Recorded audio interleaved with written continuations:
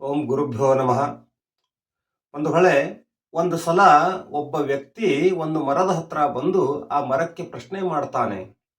ಏ ಮರವೇ, ನಮ್ಮಿಬ್ಬರಲ್ಲಿ ದೊಡ್ಡವರಾರು? ನೀನು ದೊಡ್ಡವನ, ಇಲ್ಲ ನಾನು ದೊಡ್ಡವನ? ಈ ಸೃಷ್ಟಿಯಲ್ಲಿ ನಮ್ಮಿಬ್ಬರಲ್ಲಿ ಯಾರ ಬೆಲೆ ಹೆಚ್ಚು? ನಿನ್ನ ಬೆಲೆ ಹೆಚ್ಚಾ ಅಥವಾ ನನ್ನ ಬೆಲೆ ಹೆಚ್ಚಾ? ಹೇಳು ಅಂತ ಆ ಮರಕ್ಕೆ ಕೇಳ್ತಾನೆ.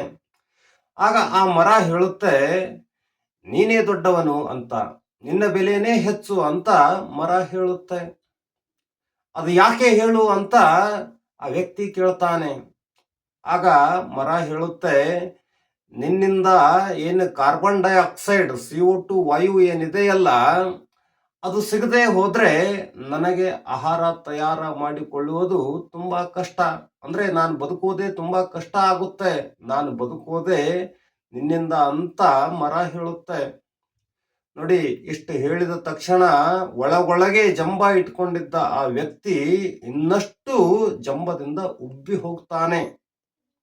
ಉಬ್ಕೊಂಡು ಮರಳಿ ಹಾಗೆ ಹೋಗ್ತಾನೆ, ನಾನೇ ದೊಡ್ಡವನು ಅಂದ್ಕೊಂಡು.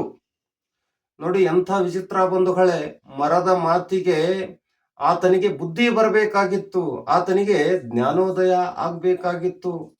ಏನ್ ಆಶ್ಚರ್ಯ, ಒಳಗೆ ಅಹಂಕಾರ ತುಂಬಿಕೊಂಡಿದ್ರಿಂದ ಆತನಿಗೆ ಬುದ್ಧಿಯೂ ಬರಲಿಲ್ಲ, ಜ್ಞಾನೋದಯ ಕೂಡ ಆಗಲಿಲ್ಲ.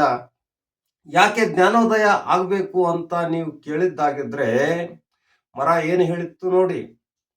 ಈತ ಕೊಡುವ ಕಾರ್ಬನ್ ಡೈಆಕ್ಸೈಡ್ ವಾಯುವಿನಿಂದ ಅದು ಆಹಾರ ತಯಾರಿಸುತ್ತಂತೆ. ಆ ಮಾತು ಹೇಳಿದಾಗ ಇವನಿಗೂ ತಿಳಿಬೇಕಾಗಿತ್ತು, ಮರ ಕೊಡುವ ಆಕ್ಸಿಜನ್ ನಿಂದಾನೇ ನಾನು ಕೂಡ ಜೀವಂತವಾಗಿದ್ದೇನೆ, ನಾನು ಕೂಡ ಉಸಿರಾಟ ಮಾಡುತ್ತಿದ್ದೇನೆ. ಆಕ್ಸಿಜನ್ ಒಂದೇ ಅಲ್ಲ ಬಂಧುಗಳೇ, ಆಕ್ಸಿಜನ್ ಸಹಿತವಾಗಿ ಮರ ಏನೇನು ಕೊಡುತ್ತೆ ನಿಮ್ಗೆ ಗೊತ್ತಿದೆ. ಹಣ್ಣು ಕೊಡುತ್ತೆ, ಹೂವು ಕೊಡುತ್ತೆ, ನೆರಳು ಕೊಡುತ್ತೆ, ಕಟ್ಟಿಗೆ ಕೊಡುತ್ತೆ. ಇಷ್ಟೆಲ್ಲ ಕೊಟ್ಟರೂ ಕೂಡ, ಇಷ್ಟೆಲ್ಲ ಕೊಡ್ತಿದ್ರು ಸಹಿತ ಅದನ್ನ ತಾ ಮಾತ್ರ ತಿಳ್ಕೊಳ್ಳದೆ ನಾನೇ ದೊಡ್ಡವನು ಅನ್ಕೊಂಡು ಹಾಗೆ ಹೋಗಿಬಿಟ್ಟ ಜಂಬದಲ್ಲಿ. ಒಂದು ವೇಳೆ ಇಲ್ಲಿ ತಿಳ್ಕೊಳ್ಳೋದೇನಿದೆ ಅಂದ್ರೆ, ದೊಡ್ಡವರ ದೊಡ್ಡ ಗುಣ ಯಾವುದು ಅಂದ್ರೆ, ದೊಡ್ಡವರು ಎದುರಿನವರನ್ನ ದೊಡ್ಡವರೆಂದು ಗೌರವಿಸ್ತಿರ್ತಾರೆ. ಚಿಕ್ಕವರಿಂದ ಅವರಿಗೇನಾದ್ರೂ ಅಲ್ಪ ಸ್ವಲ್ಪ ನೆರವಾದ್ರೂ ಸಹಿತ ಅವರು ಮಾತ್ರ ಎದುರಿನವರನ್ನೇ ದೊಡ್ಡವರೆಂದು ಮನಸ್ಫೂರ್ತಿಯಾಗಿ ಭಾವಿಸ್ತಿರ್ತಾರೆ.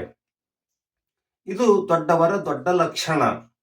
ಈ ಕಪಟಿಗಳು ಮತ್ತು ಈ ಸ್ವಾರ್ಥಿಗಳು ಕೂಡ ಎದುರಿನವರನ್ನ ಗೌರವಿಸಿದಂತೆ ನಟಿಸ್ತಿರ್ತಾರೆ. ಹಾಗಂತ ಈ ಕಪಟಿಗಳು ಮತ್ತು ಸ್ವಾರ್ಥಿಗಳು ದೊಡ್ಡವರಾಗಿರ್ತಾರೆ ಅಂತ ಅನ್ಕೊಳ್ಳುವುದು ತಪ್ಪಾಗುತ್ತೆ ಬಂಧುಗಳೇ. ಧನ್ಯವಾದಗಳು.